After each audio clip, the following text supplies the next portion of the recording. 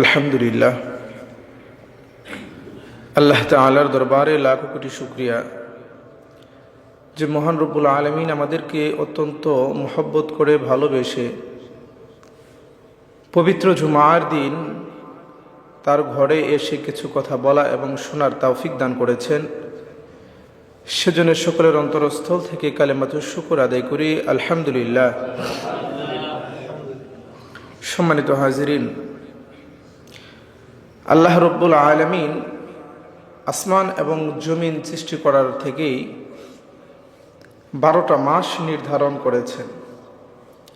আর এই 12টা মাসকে আল্লাহ তাআলা নিজ দায়িত্বে সংরক্ষণ করেছেন এবং এই 12 মাসের ভিতরে আল্লাহ তাআলা 4টা মাসকে মুসলমানদের জন্য ঝগড়া ফাসাদ করা, যুদ্ধ করা, নিজেদের উপর জুলুম করা নিষেধ করেছেন।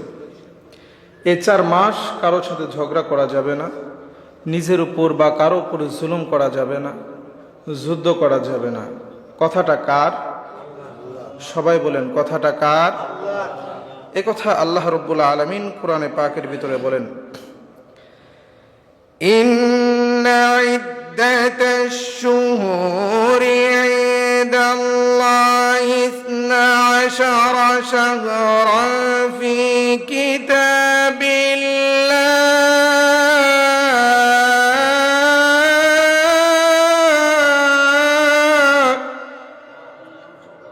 আল্লাহ রাব্বুল আলামিন বলতেছেন, আমি 12টা মাসকে সংরক্ষণ করে রেখেছি আসমান এবং জমিনের সৃষ্টির পর থেকে। সুবহানাল্লাহ। এরপরে আল্লাহ রাব্বুল ইজ্জাতুল জালাল ডাক দিয়ে বলেন, ইয়াউমা খালাকাস সামাওয়াতি ওয়াল আরদা মিনহা আরবাআতুন হুরুম।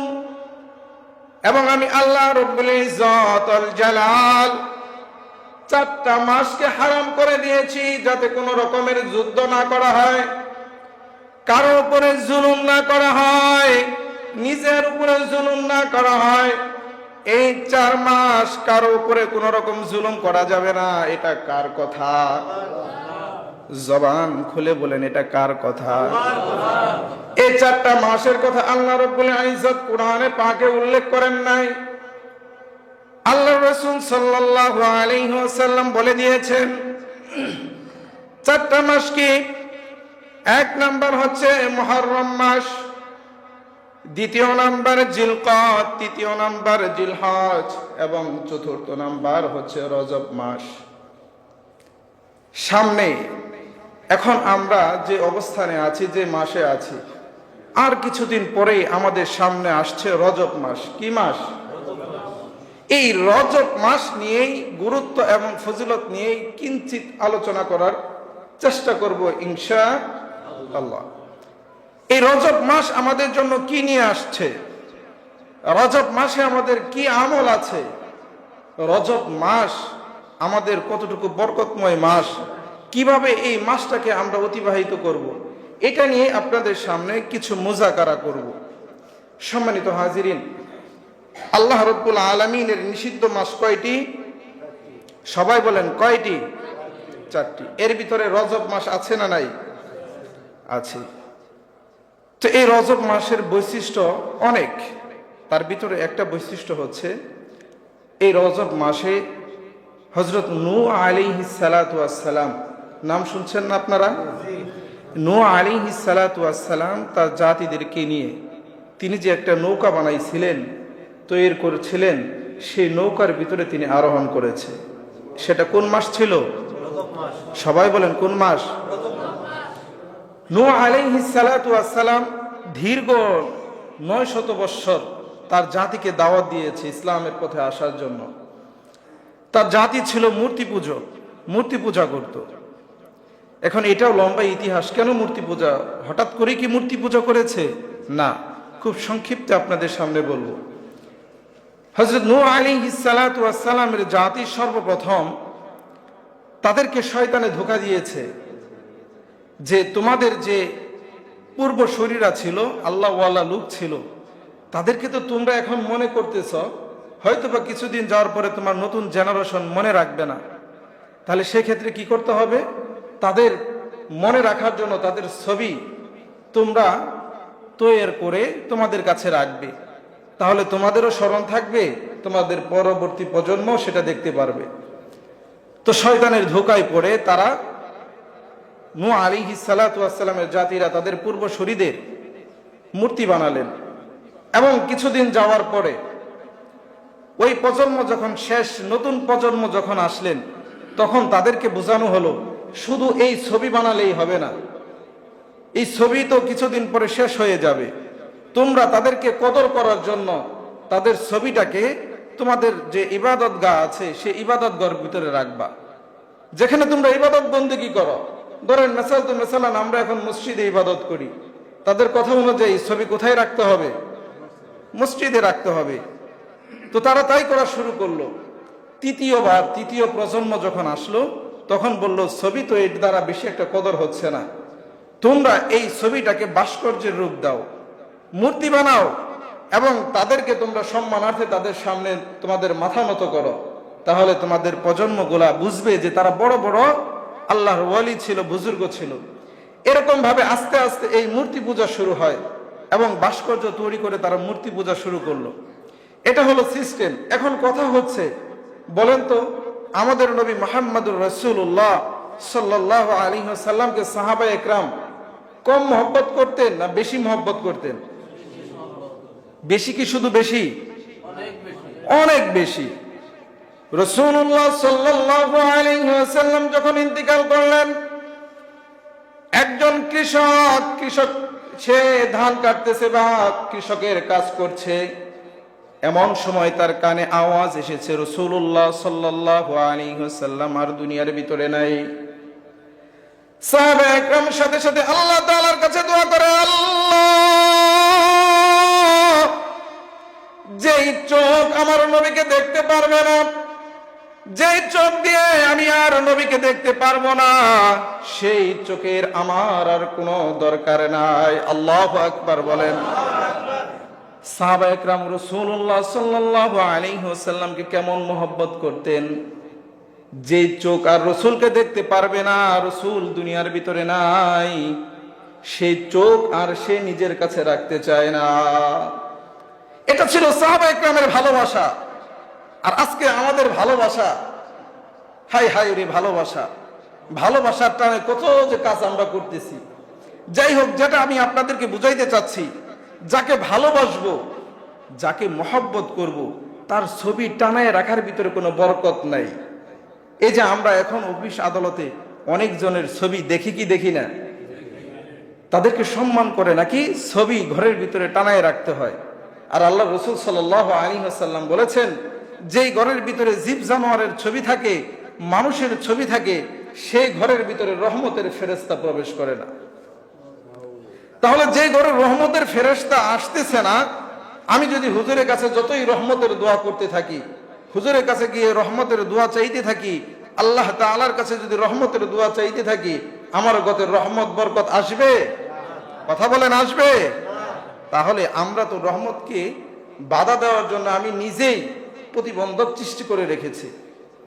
যাই হোক, তারা এভাবে মূর্তি পূজা করত। আস্তে আস্তে মূর্তি পূজা শুরু হয়ে গেল। নূহ আলাইহিস সালাতু ওয়াস সালাম যখন তাদেরকে এই দ্বীনের দাওয়াত দেওয়া শুরু করলেন, যখন নূহ আলাইহিস সালাম তাদের কাছে যায়, তখন তারা কানের ভিতরে আঙ্গুল ঢুকাইয়া দেয়। যখন নূহ আলাইহিস সালাতু ওয়াস সালাম তাদেরকে দাওয়াত দেওয়ার জন্য যায়, তারা তখন তাদের মুখের উপরে কাপড় টেনে দেয়, যাতে নূহ আলাইহিস সালাতু ওয়াস সালামকে দেখতে না পারে, এবং সেও যেন, নূহ আলাইহিস সালামও যেন তাদেরকে দেখতে না পারে। তো এক পর্যায়ে যখন তাদেরকে আর দাওয়াত দিতে দিতে বিরক্ত হয়ে গেলেন, তখন আল্লাহ রব্বুল ইজ্জত ওয়াল জালাল নূহ আলাইহিস সালাতু ওয়াস সালামকে আদেশ করলেন, তুমি নৌকা বানাও, কিস্তি বানাও। কি বানাইতে বললেন? এখন কথা হচ্ছে যে, ধরেন মেসালান আমাদের এই মহল্লায় কখনোই পানি ওঠে না, 100-200 বছর, পাহাড়ি অঞ্চল। এখন আমাদের বাড়ি সখীপুর, আমাদের ওইখানে পানি এরকম উঠে না। এখন যদি আমাদের বাড়িতে বড় করে একটা নৌকা বানাই, নর্মাল যারা আছে, এমনি সুস্থ মস্তিষ্কে আমরা কি চিন্তা করব, যে হুজুর পাগল হয়েছে, যে পাহাড়ে কেউ কোনোদিন পানি ওঠে? কথা বলেন। পানি উঠে না। তো নূহ আলাইহিস সালাতু ওয়াস সালাম যে মহল্লায় থাকতেন সেখানে কখনো পানি উঠতো না, নদী অনেক দূরে। তো কাফের মুশরিকরা নূহ আলাইহিস সালাতু ওয়াস সালামকে ঠাট্টা করা শুরু করলেন যে এতদিন তো আমরা বলছি নূহ পাগল, কিন্তু আজকে বাস্তবেই সেটা প্রমাণ হচ্ছে। কারণ আমাদের মহল্লায় তো কখনো পানি উঠে না, এখানে তো পানি আসে না, নদী তো আমাদের এখান থেকে বহু দূরে, সে কিস্তি বানাচ্ছে কেন? তো নূহ আলাইহিস সালাতু ওয়াস সালাম বললেন যে এটা হুকুম একজনের, তিনি কে? জবান খুলে বলেন তিনি কে? তো আমি আল্লাহ তাআলার আদেশে এই কিস্তি বানাচ্ছি। তো আল্লাহ তাআলা প্লাবন দিবে, বন্যা দিবে। যারা ইসলাম গ্রহণ করেছে, ইসলামের পতাকার ছায়াতলে এসেছে, তাদেরকে আমি নৌকায় নিয়ে এই পানির ভিতরে ভাসবো।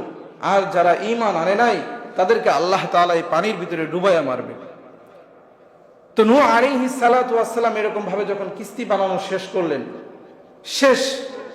তখন কাফের মুশরিকরা শুরু করলো যে নূহ আলাইহিস সালাতু ওয়াস সালাম যে কিস্তি বানিয়েছে, চলো আমরা সেখানে গিয়ে পায়খানা করে আসি। নাউজুবিল্লাহ বলবেন না?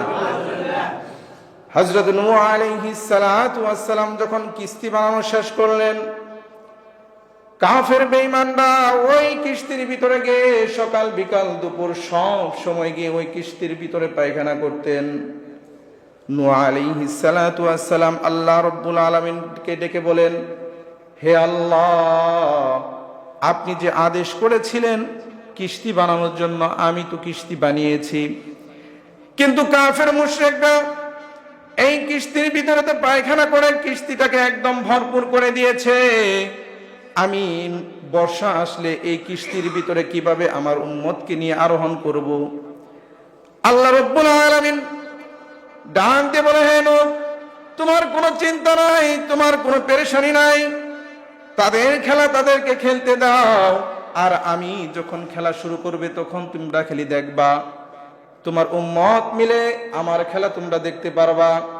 হযরত নূহ আলাইহিস সালাতু ওয়াস সালাম তাদেরকে আর কিছুই বললেন না।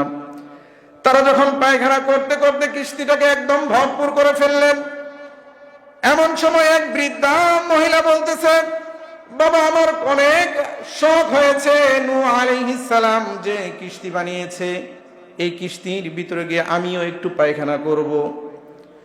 এখন সন্তানরা চিন্তা করলো, আমার মা বৃদ্ধ হয়ে গেছে, একটা শেষ বয়সে আশা করেছে নূহ আলাইহিস সালাতু ওয়াস সালামের কিস্তিতে পায়খানা করবে, এই আশা কি অপূরণ করা যায়? সন্তানটা ধরে নিয়ে গিয়েছে, যাও কিস্তিতে তুমি পায়খানা করাও। নূহ আলাইহিস সালাতু ওয়াস সালামের কিস্তিতে যখন তার মাকে রেখে তারা নিচে এসেছে, যখন ওই মহিলা পায়খানা করতে গেছে, পায়খানা করতে গিয়ে ওই কিস্তির ভিতরে যে পায়খানা ছিল সেখানে টপ করে ওই মহিলা পড়ে গিয়েছে।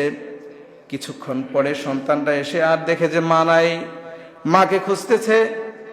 ইন দ্য মিন টাইম ওইখান থেকে একজন মহিলা, একদম সুন্দর, একদম বিউটিফুল, সেখান থেকে উঠে এসেছে। সন্তানরা তো হতবাক, যে মাকে বৃদ্ধ অবস্থায়, রোগ অবস্থায় এখানে রেখে গেলাম, সেই মা আগের চাইতে সুন্দর কিভাবে হয়ে গেল? ওই মা ওই পায়খানা থেকে উঠে বলে যে, সন্তান, এই পায়খানাতে আমি পড়ে গিয়েছিলাম, আর এই পায়খানাতে পড়ে যাওয়ার কারণে আল্লাহ রাব্বুল আলামিন হয়তোবা আমার সমস্ত রোগ ভালো করে দিয়েছে। সুবহানাল্লাহ।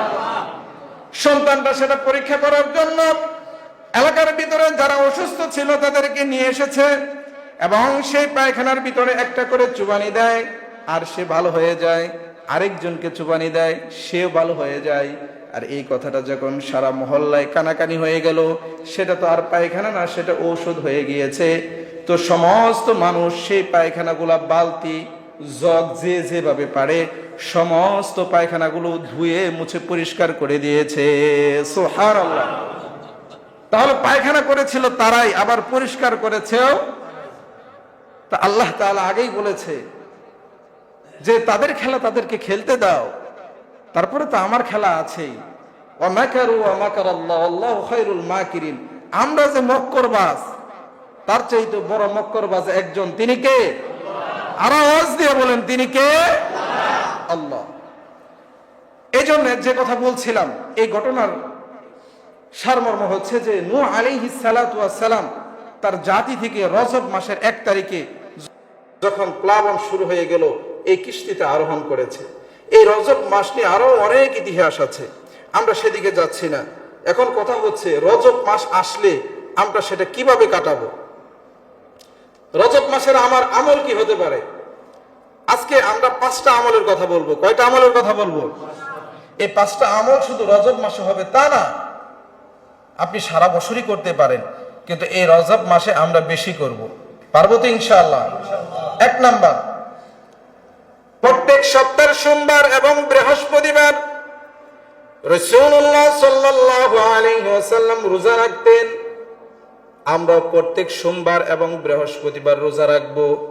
যে ব্যক্তি সোমবার এবং বৃহস্পতিবার রোজা রাখবে, আল্লাহ রব্বুল ইজ্জাতুল জালাল অটোমেটিকলি তার জিন্দেগীর সমস্ত গুনাহ খাতাকে মাফ করে দিবেন। সুবহানাল্লাহ। সোমবার এবং কি বার? এবং রাসূলুল্লাহ সাল্লাল্লাহু আলাইহি ওয়াসাল্লাম প্রত্যেক আরবি মাসের 13, 14, 15 রোজা রাখতেন। আর সোমবার বৃহস্পতিবার রোজা রাখার আরেকটা কারণ হচ্ছে রাসূলুল্লাহ সাল্লাল্লাহু আলাইহি ওয়াসাল্লাম সোমবার দিন জন্মগ্রহণ করেছিলেন। কিবার দিন জন্মগ্রহণ করেছে? তো রাসূল বলেন আমি সোমবারে জন্মগ্রহণ করেছি, এজন্য আমি সোমবার দিন রোজা রাখি। সুবহানাল্লাহ বলেন। আর আমরা জন্মদিনে রোজা রাখি না, কিন্তু খালি ঢোল বাজাই, রেলি করি, জিলাপি খাই, মিষ্টি খাই, কত কিছু না, ইত্যাদি ইত্যাদি। কিন্তু রাসূল শিখিয়ে গেছেন সোমবার দিন কি করবা, আমার রোজার দিন, আমার জন্মের দিন তোমরা কোন আমলটা করবা। আর বৃহস্পতিবার দিন কেন রোজা রাখতেন? রাসূলুল্লাহ সাল্লাল্লাহু আলাইহি ওয়াসাল্লাম বলেন সারা সপ্তাহের আমল নামা আল্লাহ তাআলা এই বৃহস্পতিবার দিন ফেরেশতাদের মাধ্যমে তার কাছে হাজির করা হয়। আর আল্লাহ তাআলার কাছে রাসূল সাল্লাল্লাহু আলাইহি ওয়াসাল্লাম বলেন যে রোজা অবস্থায় আমার আমলটা আল্লাহর কাছে পৌঁছবে, এটা আমি পছন্দ করি, এই জন্য আমি বৃহস্পতিবার দিনও রোজা রাখতাম। তো এই জন্য আমাদের রজব মাসের প্রথম আমল শুরু হয়ে যাবে, সেটা হচ্ছে সোমবার এবং বৃহস্পতিবার রোজা রাখবো, এবং আরবি মাসের 13, 14, 15 রোজা রাখবো। পারবো তো ইনশাআল্লাহ? 2 নম্বর আমল, যখন রজব মাস শুরু হবে, তাই না, আমি আগেই বলেছি এই আমলগুলো আমাদের প্রত্যেক দিনের আমল, প্রত্যেক সপ্তাহের আমল, প্রত্যেক মাসের আমল, কিন্তু এটা আমরা রমজান মাসে কন্টিনিউ বেশি করার চেষ্টা করব। যখন জোহরের ওয়াক্ত চলে আসে, ওয়াক্ত আসার সাথে সাথে আমরা 4 রাকাত নামাজ পড়বো। কয় রাকাত? 4 রাকাত নফল নামাজ পড়বো। আল্লাহর হাবিব সাল্লাল্লাহু আলাইহি ওয়াসাল্লাম বলেন যে ব্যক্তি জোহরের ওয়াক্ত আসার সাথে সাথে 4 রাকাত জাওয়ালের নামাজ পড়ে, আল্লাহ রাব্বুল আলামিন তার জন্য প্রথম আসমান, দ্বিতীয় আসমান, তৃতীয় আসমান নয়, এভাবে চতুর্থ, পঞ্চম, ষষ্ঠ, সপ্তম আসমান পর্যন্ত সমস্ত আসমানের দরওয়াজা খুলে দেন। সুবহানাল্লাহ। শুধু তাই নয়, আল্লাহ রাব্বুল আলামিন সেই সপ্তম আসমান থেকে ওই ব্যক্তির উপর রহমত এবং বরকত নাজিল করেন। সুবহানাল্লাহ। তাহলে আমরা যদি 4 রাকাত জাওয়ালের নামাজ পড়ি, আমাদের উপর রহমত বরকত দিবেন একজন, তিনি কে? আর আওয়াজ দিয়ে বলেন তিনি কে? 3 নাম্বার, যখন মুয়াজ্জিন আযান দেয়, মুয়াজ্জিন কি দেয়? আযানের ভিতরে তো আমরা আযানের জবাব দেই কি দেই না? এই আযানের জবাব হচ্ছে আল্লাহু আকবার, মুয়াজ্জিন বলবে, আমরা তাই বলবো, এরকম ভাবে সব এক, কিন্তু 2টা জায়গায় ভিন্ন। যখন মুয়াজ্জিন বলবে হাইয়া আলাস সালাহ,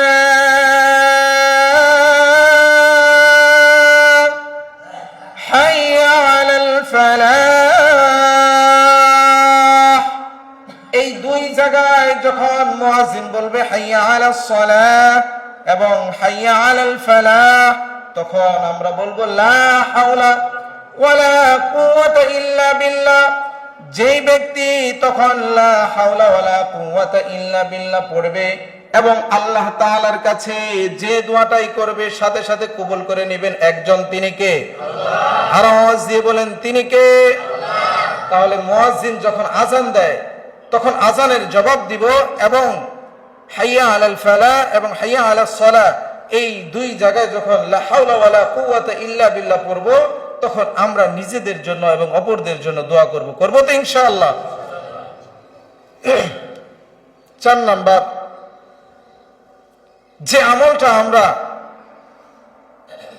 আপনার সারা বছরই করব, ইমাম সাহেব যখন নামাজের জন্য প্রস্তুতি গ্রহণ করবেন, আপনি মসজিদে আসছেন, ইমাম সাহেব আল্লাহু আকবার বলে তাকবীর দিয়ে দিয়েছে, আপনি মসজিদের ভিতরে ঢুকতেছেন, তখন 3টা শব্দ বলবেন। কয়টা শব্দ? আল্লাহু আকবার কাবীরা ওয়ালহামদুলিল্লাহি কাসীরা ওয়া সুবহানাল্লাযী বুকরাতান ওয়া আসীলা। রাসূলুল্লাহ সাল্লাল্লাহু আলাইহি ওয়াসাল্লাম একদিন নামাজ পড়াচ্ছিলেন। হঠাৎ নামাজের পরে তিনি মুসল্লিদের দিকে ঘুরে, সাহাবায়ে একরামদের দিকে ঘুরে বলতেছে, নামাজের আগে কে কি এমন পড়েছে আমাকে একটু বলো। তখন সাহাবী একজন বলে, আমি একটা এক্সট্রা আমল করেছি। রাসূলুল্লাহ সাল্লাল্লাহু আলাইহি ওয়াসাল্লাম বললেন, কি আমল করেছে আমাকে শোনাও। তখন বলে, আমি বলেছি আল্লাহু আকবার কাবীরা ওয়ালহামদুলিল্লাহি কাসীরা ওয়া সুবহানাল্লাযী বুকরাতান ওয়া আসীলা। রাসূলুল্লাহ সাল্লাল্লাহু আলাইহি ওয়াসাল্লাম বলেন, তোমার এই 3টা শব্দের কারণে আল্লাহ পাক রব্বুল আলামিন 1টা 2টা 3টা নয়, 7ম আসমানের যতগুলো দরজা আছে সমস্ত দরজা খুলে প্রত্যেকটা নামাজের উপরে রহমত বরকত নাজিল করেছে। সুবহানাল্লাহ। তাহলে এই 3টা আমল করা যাবে তো ইনশাআল্লাহ? যখন আমরা আসবো মসজিদে তখন এটা আমরা পড়ে নিব, আর ইমাম সাহেব যখন নামাজ পড়াবে নামাজের আগে পড়ে নিবে ইনশাআল্লাহ। 5ম নাম্বার এবং শেষ, সেটা হচ্ছে আমরা শেষ রাত্রিতে উঠে আল্লাহ তাআলার কাছে তাহাজ্জুদের নামাজ পড়ে দোয়া করব। পারবো তো ইনশাআল্লাহ? আল্লাহ তাআলার কাছে কেউ যদি ওলি হতে চায়, কেউ যদি বুজুর্গ হতে চায়, কখনোই তাহাজ্জুদের নামাজ ছাড়া ওলি বুজুর্গ হওয়া সম্ভব। আমরা তো এখন দরকার হলে আমাদের মা বাবার কাছে চাই, আমরা আমাদের বসের কাছে চাই, কিন্তু সাহাবায়ে কেরামের যদি কোনো কিছুর প্রয়োজন হতো, চাইতো একজনের কাছে, তিনি কে? জবান খুলে বলেন, তিনি কে? তো আমরাও আল্লাহ তাআলার কাছে বলে আমাদের জরুরত যা আছে সব মিটাতে পারবো তো ইনশাআল্লাহ? তাহলে এই রজব মাস আসলেই, রজবের পরে কি কোন মাস? শাবান মাস, তারপরে রমজান। রমজানের প্রস্তুতি নেওয়ার জন্য 2টা মাস। রাসূল সাল্লাল্লাহু আলাইহি ওয়াসাল্লাম যখন রমজান আসবে, রজব মাস এসে গেছে, তখন একটা দোয়া করতেন, আল্লাহুম্মা বারিক লানা ফি রজব ওয়া শাবান ওয়া বাল্লিগনা রমাদান। এই দোয়াটা রাসূল বেশি বেশি করতেন।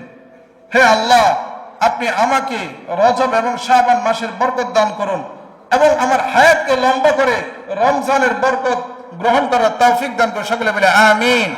এজন্য এই দোয়াটা তো আমরা পড়বো তো ইনশাআল্লাহ? আমার সাথে সাথে পড়েন, আল্লাহুম্মা বারিক লানা ফি রজব ওয়া শাবান